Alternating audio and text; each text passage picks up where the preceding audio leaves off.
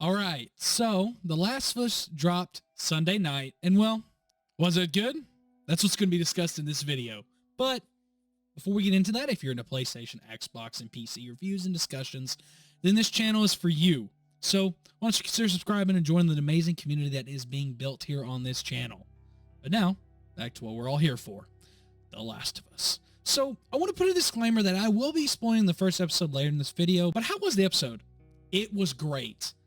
This episode is showing that this might be the best video game adaptation in any other film and TV show medium we've had thus far. And I mean, the show does a really good job at portraying the emotions of the video game by giving us more to grasp and expanding the world in ways the game couldn't. As the two different mediums, they can accomplish storytelling differently, but maintain the same impacts that we love and know. And I mean, this show really develops the characters very much like the games. This is also just a faithful adaptation to the game, which is something we really haven't gotten in games medium for film. I mean, the Resident Evil movie, garbage. The closest we've gotten to a that was close enough, I want to say maybe the original Paul Anderson Resident Evil films. Of course, I'm going to be honest, man, I don't watch many video game movie titles or anything because I just know that they're not going to be great. So if you know any closer ones, put that in the comments. We can discuss that further. And yeah, I mean, what can I say about this show? Well, the show's cast is exceptional. And now I will admit, like most of the internet, I was not sold on Ellie just yet. But within this first episode, Bella Ramsey does an amazing job. The first scene, I wasn't really convinced yet, but oh my gosh, as it went on, I nailed it. Nailed it. You will believe she's Ellie just due to how she plays the character. And I can't wait to see what she does with it. As the show goes on, it hits the different story beats that we know from the games if you've played the game. But as this show does portray the game very accurately, like I said previous, with some scenes being literally beat by beat from the game. I'm sure that there are YouTube videos already out that are comparing the scenes in this show to the game and what plays on the TV show.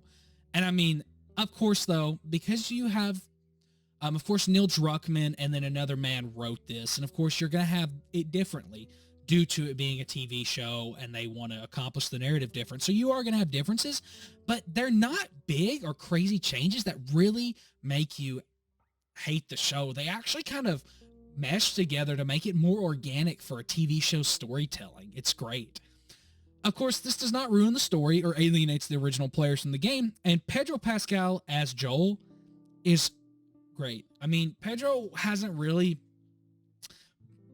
been in a bad role. In Wonder Woman 1984, he was actually the good thing about the show or the movie. So, I mean, he does a great job. And I mean, he just portrays Joel as a broken man who, I mean, is closed off from the world and only sees survival in every situation he's put in, which is who Joel is when we meet him in The Last of Us Part 1. And it's so good. And like, I don't know if I've ever seen Pedro in a role like this where he's playing someone who is broken and destroyed and literally is just a shell of his former self who is literally hell-bent on just surviving. I mean, I've never really seen him in a role like this. Of course, he's famously in The Mandalorian, and he does a great job as Mando or Din Djarin. And man, this role is great. I mean, he is Joel, and these two characters are hard shoes to fill because of Troy Baker and Ashley Johnson's original performances. But the two main characters, of course, Pedro Pascal and Bella Ramsey, do amazing, wonderful jobs and pay great tribute and making the characters their own. Also, Marlene, who is in the show, is the original voice actress from the game, which is a very cool thing. She, of course, does a great job. And yeah, the introduction of the different factions in this show, like the Fireflies, of course, is really cool. It's great to see them in the show this early. Of course, they are in the narrative of the original game. It's very cool to see them as a faction that's been around for a long time that is dying out. And they have a means of survival that there is their only hope in this show. And it's very cool to see how they show that desperation and need that they want to succeed. So, of course, I want to give a shout out of how great a job the show does by immersing you in the world just as well as the game did. You know, TV and movies, it's very nerve-wracking for them to try to immerse you because at the end of the day you're just watching. So you when you jump into an experience, you really know you're the spectator to the story. You're not in the stories, but they did a really good job at putting you in with different camera angles and just the way the characters portrayed. You really feel like you could be there due to how realistic the setting is that I'll get into in the spoilers discussion. That is just great. And I mean, big shout out to the set designers as they just knocked these sets out of the park. They look like they're translated straight from the game. I mean, Boston, which is the setting of this episode, is awesome. It literally looks like you're walking out of the game into this TV set. It's awesome. And the character designs are great. It's not hard to nail Joel and Ellie due to the fact that you're just wearing normal clothes. And some of the choices they make with the background characters for setting's sake is awesome to see because if you kind of are familiar with the United States at all, it's really cool to see. Or just Boston specifically. The detail of it being overgrown and even the settlement run by the remaining government is literally from the first game, which just settles the viewer in and puts them in the front seat of this world that it has no hope for survival. So I highly recommend you check out this first episode as quick as you can, whether you have to borrow it from a friend with HBO or you can watch it with somebody. Watch the show if you haven't seen it. It's great. Give support to these writers and all the cast and crew. They deserve it. They did a wonderful job. Shout out to Neil Druckmann and Craig Mazin for crafting this story perfectly for TV so far.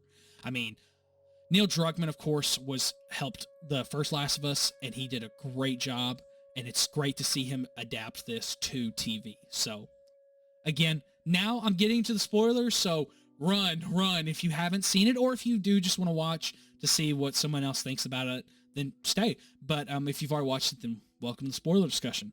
So let's get into it. So the show opens with scientists in 1968 speaking on how a fungal virus could infect humans if the Earth heats up, which is absolutely horrifying because what do we know about the past decade and even recent time? The Earth has been heating up. Our polar ice caps are melting. And he talks about how funguses, due to them evolving with heat, because the one thing about funguses is they cannot live in the human body due to our internal body temperature being too high. But they introduce if the Earth heats up, they would have to evolve as well, which is really scary. But in this scene, as the scientist is explaining it, you really see how shocked or kind of scared the show's host is. As previous, he's making jokes on the show.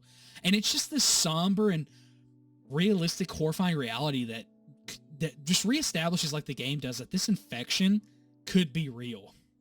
So, of course, one of the big show's differences is that it begins in 2003 opposed to starting in 2013 like the games.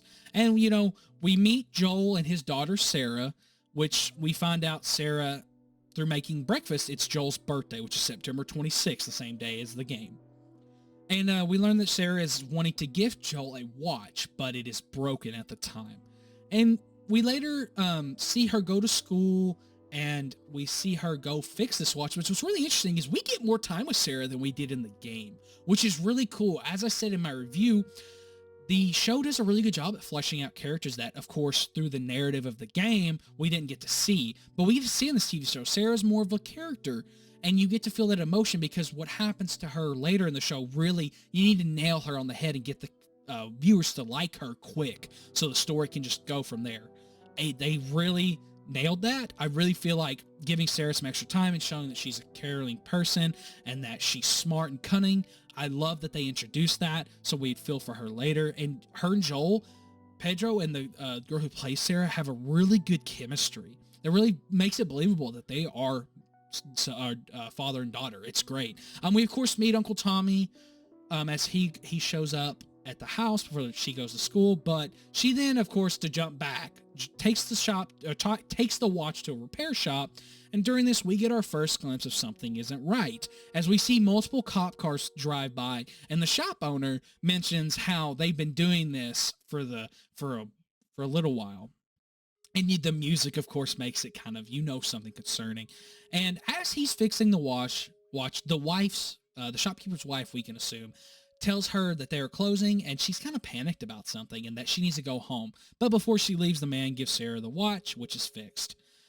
Of course, earlier in the episode, she promises her neighbors that she would go and help out because they're an elderly couple. And we're introduced to this old grandma who is seemingly kind of a vegetable, doesn't move, and is being force-fed biscuits because she has to eat. But as Sarah enters the house and is helping out, she grabs a movie, and we have this shot of the grandmother like seizing out with her mouth wide open as she's grabbing the movie. And it's really horrifying because we as viewers know what's happening. But she, of course, she doesn't. She's not even seeing it. She's oblivious to it. And it's just a very horrifying scene, really setting the dread that not everything's all right and something's going to go wrong. And then, of course, we get a shot-for-shot remake of Joel coming in and getting his birthday gift. It is literally a shot-for-shot from the game. The dialogue is essentially the same. It's awesome. I mean, it is really cool to see, of course. And then, one different path they take with the show is that Tommy's actually goes to jail, and that's why, and Joel has to go get him. And Sarah's, of course, asleep at this point. It's like 11 o'clock. And when Joel lays her down, it's 11:03, and we get this really cool transition where she rolls over in her sleep, and it's 2:16, and Joel isn't back yet, of course.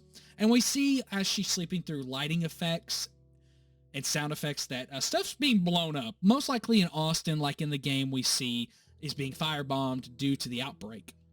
Sarah, of course, wakes up from this sound and notices Joel's not there, and she eventually walks over to her neighbor's house, which she notices the dog of the neighbors that we get introduced to will not go in the house, and it ends up runs away, but she walks in the house.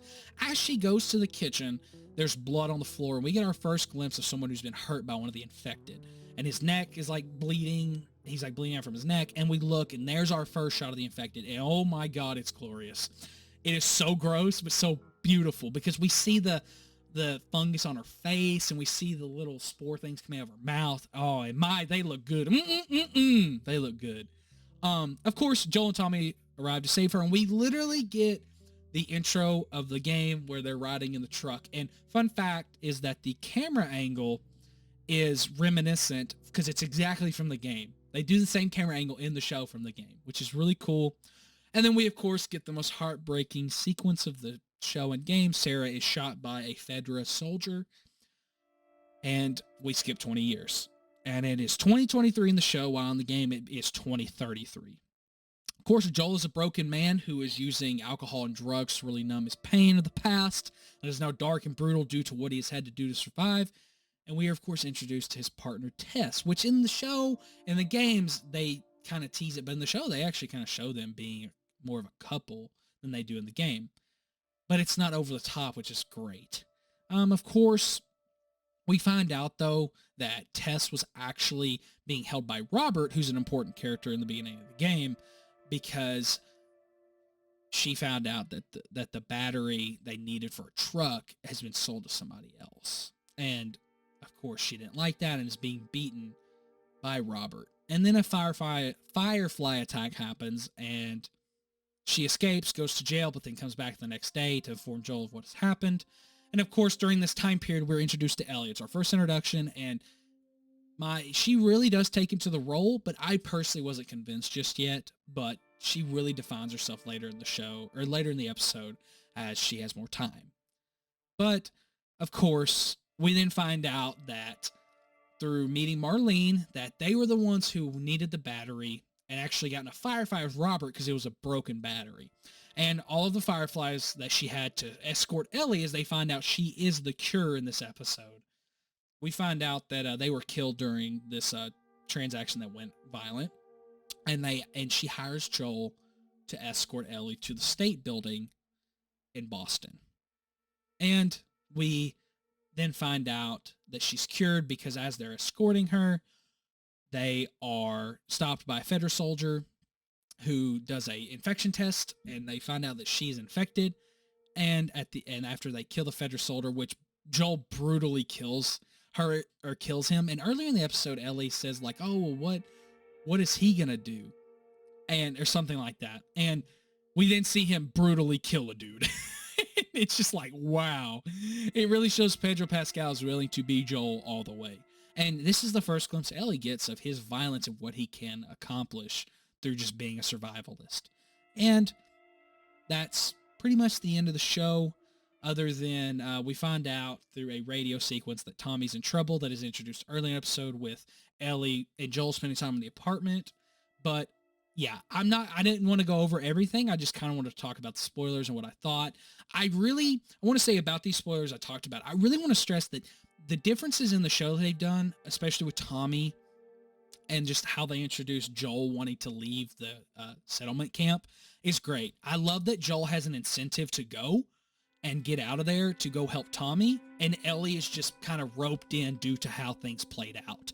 I really do like the fact, though, that Joel, to me, feels more broken in this show through the way he moves, the way he talks, the way he uses drugs and alcohol, and the way he dreams about Sarah's death, and it just haunts him even 20 years later. Not the things he's done those 20 years to survive, but that one event we can see haunts him so far. And I love the fact that he really is just shut off from the world. It seems that Tess is the only person who's really broken through and got him to be a person to somebody at least. And I love that we find out through dialogue that Marlene is the reason that Tommy and Joel split up due to her Fireflies speeches to him, which is really funny. And Joel just hates the Fireflies through a dialogue interaction with the guy, which is funny. I recommend you go watch it. I don't want to spoil it. It's really funny. But it's great. Like I said, I highly recommend this show. I can't wait for episode 2, which I will cover on the channel. This is just episode 1. It is a watch. It's like an hour and 30 minutes, I think. And it's a great hour, 30 minutes. It goes by. It's crazy. It makes me want to replay the first one, which I could go over the first one if you guys like. If you do want me to play the first one and talk about it through this busy schedule of games, I will. Just let me know in the comments. And also, discuss the episode with me. What'd you think of the episode? Did you like the way they took the story? Did you think it was well earned? Do you think that the characters are great? Do you think they are or do you think the characters are as well developed as they were in the games? And of course, just comment on anything else you liked. So if you've made it this far and you haven't subscribed, go ahead and subscribe. You've made it. So why don't you give me a subscription? It helps me grow the channel, helps you gather into a new community that we discuss video games and such. And of course, like that video. Also as well, hit the notification bell to get updates on when I upload next. And I will see you guys in the next upload. Peace.